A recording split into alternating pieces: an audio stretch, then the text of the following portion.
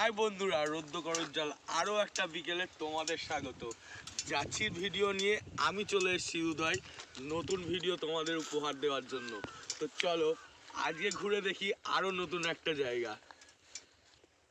আজকে চলে এসেছি চাঁদিপুরেরই চাদরা নামক একটা জায়গায়, চাদরা চার্চে।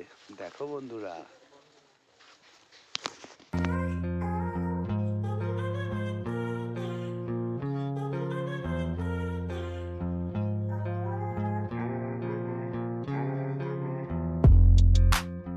এর পুরো ব্লগটি দেখার জন্য চ্যানেলটি সাবস্ক্রাইব করে অবশ্যই সঙ্গে থেকো।